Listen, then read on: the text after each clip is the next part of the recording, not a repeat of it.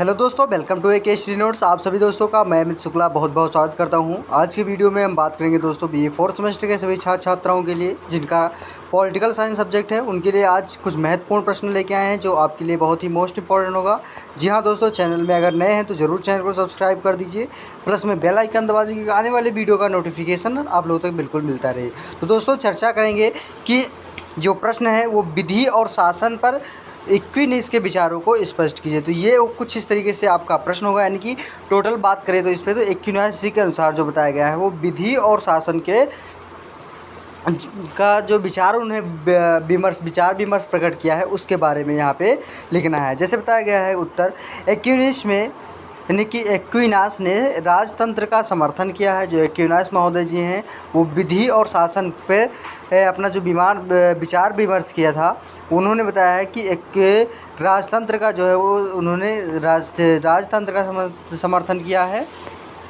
उन्होंने शासन का जो वर्गीकरण किया है वह पूर्णतः अरस्तु के वर्गीकरण पर आधारित है। यानी कि कहने की बात उन्होंने बताया है कि जो उन्होंने वर्गीकरण किया है, यानी कि जिसे हम कहते हैं डिवाइडेशन जो किया है, वो किसके द्वारा, किसके, अरस्तु जी के से अकॉर्डिंग ही उन्होंने अपना मत प्रकट किया है। अरस्तु जी ने अपना वर्गीकरण दो आधारों पर किया था। प्रथम था जो शासक के निजी हितों का ध्यान में रखता है, और सेकंड जो उन्होंने बताया है कि वह जो जनहित ध्यान में रखते हैं। अरस्तु द्वारा वर्गीकृत द्वितीय प्रकार की शासन प्रणालियों पर ही संत थॉमस एक्विनास का वर्गीकरण आधारित है। यानी कि जो द्वितीय वर्गीकरण अरस्तु जी का जो बताया है वही एक्विनास जी ने उसी के आधार पर थॉमस एक्विनास जी ने उस पर अमल किया है। उसने शासन प्रणालियों के निम्नलिखित रूप बताए हैं। कौन कौन से बताए हैं निम्नलिखित रूप? फर्स्ट नंबर बताया है नंबर ए राजतंत्र, सेकंड नंबर है निरंकुश तंत्र, सी नंबर है जनतंत्र, डी नंबर बताया है उन्होंने अपना मध्यवर्गीय जनतंत्र, और ई नंबर बताया है अभिजात्य तंत्र, और एफ नंबर बताया है सामंत तंत्र यानी कि सामंत तंत्र। तो ये 6 तंत्र जो हैं ये बताए गए हैं शासन प्रणाली के मोस्ट रूप। उसके बाद फिर आता है नेक्स्ट पॉइंट में उन्होंने बताया है कि इनके अनुसार राजतंत्र सरकार का सर्वोत्तम रूप है और एकत्व ही समाज का उद्देश्य है। जो राजतंत्र को सर्वोत्तम मानने के उससे निम्नलिखित मत प्रस्तुत किए हैं। कौन कौन से उसमें मत प्रस्तुत किए गए हैं वो यहाँ पे हम बताएंगे। जैसे ए नंबर में बताया गया है कि इतिहास का अध्ययन करने पर यह पूर्णतः स्पष्ट हो जाता है कि राजतंत्र शासन प्रणाली सर्वोत्तम है, क्योंकि प्रजातंत्र शासन प्रणाली में अशांति का वातावरण सदैव ही बना रहता है। फिर आता है बी नंबर में बताया है कि जिस प्रकार समस्त मानव शरीर पर हृदय का शासन होता है, उसी प्रकार समस्त विश्व में एक ही व्यक्ति का शासन होना चाहिए। सी नंबर बताया गया है कि एकता समाज का आधार तथा मुख्य ध्येय है और अतएव सरकार के संगठन में एकता लाने के लिए शासन की बागडोर एक है और व्यक्ति के हाथों में ही होना चाहिए। यानी कि जो ये राजतंत्र का सर्वोत्तम रूप बताया गया है, एकत्र रूप बताया गया समाज के अनुसार, उसके उद्देश्य के यहाँ पे हमने आपको स्पष्ट किया है। जो बताया गया है आपको कि राजतंत्र एक सर्वोत्तम प्रणाली है और जिस प्रकार प्रजातंत्र शासन प्रणाली को अशांति का वातावरण सदैव बना के रखती है, उसका जिस प्रकार मानव शरीर का हृदय का शासन होता है, उसी प्रकार विश्व में एक व्यक्ति का शासन होता है जो हमारे प्रधानमंत्री या राष्ट्रपति होता है, मान लो जैसे भी है। उसके बाद फिर आता है कि एक्विनास जी ने सरकार को भी वर्गीकृत किया है। वो किस प्रकार किया है?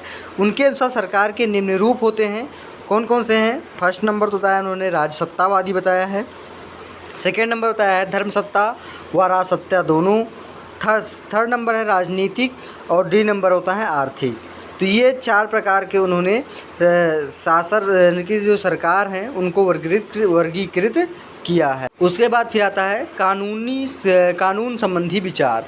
थॉमस एक्विनास जी के अनुसार विचार के संबंध में डानिंग जी ने कहा है कि संत थॉमस एक्विनास का कानून तथा न्याय का सिद्धांत वह मार्ग है जिसके द्वारा अरस्तु, स्टोइक, सिसरो तथा रोमन लोगों के विचार वर्तमान युग तक आए हैं। एक्विनास जी ने कानून की परिभाषा देते हुए कहा है कि कानून विवेक का वह अध्यादेश है जिसे लोकहित के लिए किसी ऐसे व्यक्ति ने आरोपित किया है जो समाज के कल्याण के लिए उत्तरदायी है। एक्विनास जी ने कानून को क्रमशः निम्न 4 वर्गों में रखा है। कौन कौन से? फर्स्ट नंबर तो शाश्वत कानून, सेकेंड नंबर प्राकृतिक कानून। अब शाश्वत कानून में उन्होंने बताया है कि इस कानून के विषय में उसकी मत यह है कि ईश्वरीय देन है, जिसकी योजना अन्य विधान ईश्वर के अतिरिक्त कोई भी व्यक्ति नहीं जान सकता है और इन नियमों का ज्ञान प्राप्त कर लेना मानव की शक्ति संबंधित यानी कि शक्ति द्वारा संभव ही नहीं है। सेबाइन ने इसके विषय में कहा है कि यह दैवी बुद्धि की शाश्वत योजना है जिसके द्वारा संपूर्ण सृष्टि व्यवस्थित होती है और ये कानून की भौतिक प्रकृति और उसके विवेक से ऊपर होते हैं। तो ये होता है शाश्वत कानून। अब हमने शाश्वत कानून बताया, उसके बाद फिर आता है प्राकृतिक कानून।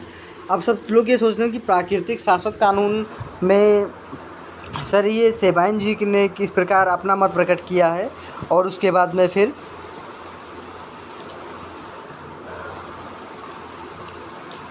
और जो ये ईश्वरीय देन बताया है शाश्वत कानून को, ये किस प्रकार उन्होंने खंडित किया है। तो ये सारी चीज़ें यहाँ पे था शाश्वत कानून में। अब आता है प्राकृतिक कानून।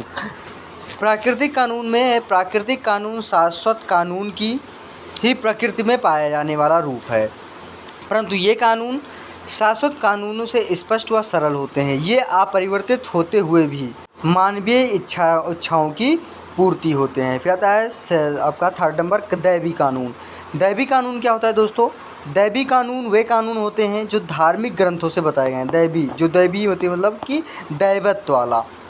ये प्रायः बाइबिल या संतों की वाणी के रूप में प्रकट होते हैं। ये प्रायः प्रत्येक धर्म के अलग अलग होते हैं। इनका एक ही कार्य होता है कि मोक्ष का मार्ग प्रशस्त हो या जहाँ पर मानव का विवेक और बुद्धि असफल हो जाती है। तो ये कानून इस स्थिति में मनुष्य की सहायता करते हैं। फिर आता है फोर्थ नंबर मानवीय कानून। अब मानवीय कानून क्या होता है? संत थॉमस एक्विनास जी ने मानवीय कानून को सबसे निम्न श्रेणी में रखा है। ये कानून मनुष्य के व्यवहारिक जीवन में कुशलता लाने के लिए मनुष्य द्वारा ही निर्मित किए जाते हैं और ये 2 प्रकार के होते हैं, जो राष्ट्रों के कानून तथा नागरिकों के कानून होते हैं।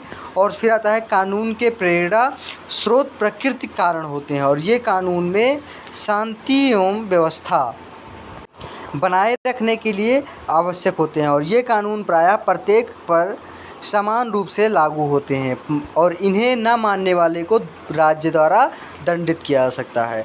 और ये बाध्यकारी हुआ करते हैं जब कोई प्रकृति नियम परंपरा का रूप धारण कर लेता है और उस परंपरा का राज्य द्वारा समर्थन प्रदान कर दिया जाता है, तब मानवीय कानून में परिवर्तित हो जाते हैं। उसके बाद फिर आता है आपका नेक्स्ट क्वेश्चन है, ऑगस्टाइन के राजनीतिक विचारों पर प्रकाश डालिए। इससे पहले हमने संत थॉमस जी के बारे में बताया था, यानी कि राज्य के बारे में बताया था। उसका फिर आता है ऑगस्टाइन जी के राजनीतिक विचार के बारे में। इसमें लिखेंगे आप लोग कि संत ऑगस्टाइन ईसाई धर्मशास्त्र में निपुण थे। जो संत ऑगस्टाइन थे वो ईसाई धर्म से निपुण थे, यानी कि सार्वगुण संपन्न थे। उन्होंने यूनानी, स्टोइक और रोमन चिंतन का भी पर्याप्त ज्ञान था। अपनी विद्वता एवं तर्क शक्ति के बल पर उन्होंने ईसाई धर्म के दर्शन के आलोचकों को परास्त कर दिया और ऑगस्टाइन जी के विचारों का अध्ययन निम्न शीर्षक के अंतर्गत किया जाता है। और वो किस तरीके से किया है वो यहाँ पे बताया गया है कि फर्स्ट नंबर राज्य का स्वरूप। राज्य का स्वरूप में उन्होंने बताया है कि ऑगस्टाइन जी का कहना है कि राज्य मनुष्य के पाप का परिणाम है, फिर भी पाप को नियंत्रित करने के लिए इसकी आवश्यकता है। एक मनुष्य का दूसरे मनुष्य पर शासन आदमी के पाप के कारण आया और मनुष्य के अहंकार के कारण यह बना हुआ है। मनुष्य में पापपूर्ण और आसुरी प्रवृत्तियों में वृद्धि के कारण राज्य आवश्यक हो गया है, क्योंकि राज्य के अभाव में प्रवृत्तियां इतनी बढ़ जाएंगी कि मानवीय जीवन असंभव हो जाएगा। और राज्य मूलतः एक नकारात्मक एवं दंडात्मक यानी कि संस्था है। जो राज्य को बताया गया है उन्होंने एक नकारात्मक और एक दंडात्मक संस्था बताया, क्योंकि इसका दायित्व है नकारात्मकता को रोकना और जिनसे जनसाधारण को आत्मिक, नैतिक एवं भौतिक विकास करने हेतु शांति वातावरण मिल सके। अगस्टाइन जी के अनुसार अधिकांश राज्य सही अर्थों में राज्य नहीं है, क्योंकि वे ईसाई धर्मशास्त्र की कसौटी पर खरे नहीं उतरते। उसे केवल सापेक्ष दृष्टि से राज्य कहा जा सकता है, और क्योंकि वहाँ शासक व शासित में जन समुदाय विभाजित होता है और कानून दंड की व्यवस्था से वहाँ शांति बनी रहती है। सामान्य नागरिकों को नागरिक की आज्ञा का पालन करना चाहिए। यदि राज्य के आदेश दैवीय नियम के विरुद्ध हो तब नागरिक आज्ञा पालन के लिए बाध्य नहीं है। उसके बाद आता है सेकंड नंबर, चर्च संबंधी विचार। दोस्तों, वीडियो अच्छी लग रही हो ज़रूर लाइक करें, चैनल को ज़रूर सब्सक्राइब कर दीजिए, प्लस में बेल आइकन दबा दीजिए, क्योंकि आने वाले वीडियो का नोटिफिकेशन आप लोगों तक बिल्कुल मिलता रहे और हम आपके साथ हर प्रश्न यानी कि हर मोड पे आपके साथ खड़े हैं। जो भी आपको नहीं आ रहा है ज़रूर हमें कमेंट बॉक्स में कमेंट करके बताइए, मैं आपको ज़रूर अवेलेबल करवाएंगे। फिर आता है चर्च संबंधी विचार में, इसमें लिखेंगे कि ऑगस्टिन महोदय जी ने अपने दर्शन में चर्च एवं धर्म अधिकारियों को, इनकी जो धर्म के अधिकारी हैं उनको बहुत बड़ा महत्वपूर्ण योगदान प्रदान किया है। उन्होंने चर्च को ईसा का दूसरा अवतरण माना है। पोप, बिशप आदि चर्च के पादरी ईसा के प्रतिनिधि, जिनका सबसे महत्वपूर्ण दायित्व ईसाई के धर्मशास्त्रों की रक्षा एवं व्याख्या करते हुए मनुष्य को मोक्ष के मार्ग की तरफ उन्मुख करना है। मूलतः चर्च आस्मिकता व नैतिकता का प्रहरी है और अपने उपदेशों द्वारा जनता का सद्जीवन की तरफ मोक्ष का मार्ग दिखाता है। ऑगस्टाइन जी के अनुसार चर्च का स्वरूप मिश्रित है, जिसमें शुद्ध और सच्चे ईसाई भी हैं जो ईश्वर के राज्य में प्रवेश का पात्रता रखते हैं। राज्य में ऐसे लोग भी रहते हैं जो पाप वृत्तियों के पूर्ण भाव में और वे शैतान के अनुयायी हैं। वर्तमान में चर्च दोनों प्रकार के लोगों से मिलकर बना है। चर्च के पूर्ण रूप और अंतिम स्वरूप के केवल शुद्धात्माओं का वास होगा। फिर आता है थर्ड नंबर, दासता एवं युद्ध संबंधी विचार।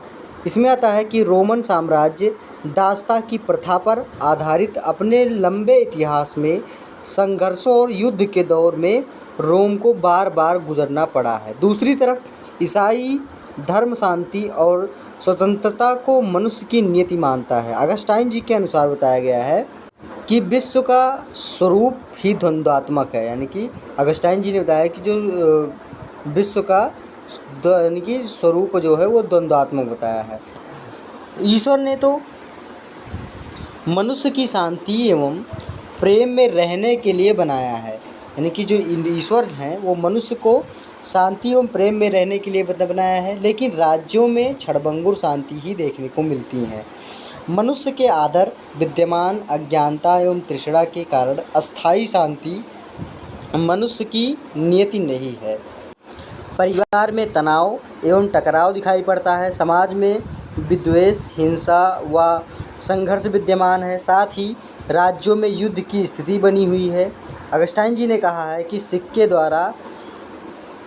सिक्के का दूसरा पहलू है वो युद्ध भी है, जो बुराइयों और विकृतियों को रोकने का एक माध्यम है, और इस दृष्टि से युद्ध समाज का नैतिक शुद्धिकरण का साधन है और इस प्रकार धर्म और नीति की रक्षा के लिए एक पवित्र कार्य बन जाता है। और ऑगस्टाइन जी ने धर्म युद्ध कहा, यानी इसी को जो है ऑगस्टाइन जी ने धर्म युद्ध कहा है। तो दोस्तों, आज की वीडियो यहीं तक रहेगी और अगली वीडियो में हम आपके साथ उपस्थित होंगे और अगली वीडियो में कुछ नया प्रश्न यानी कि मॉडल पेपर सॉल्व करेंगे और अगली वीडियो में हम बढ़िया प्रश्नों के साथ उपस्थित होंगे। धन्यवाद दोस्तों।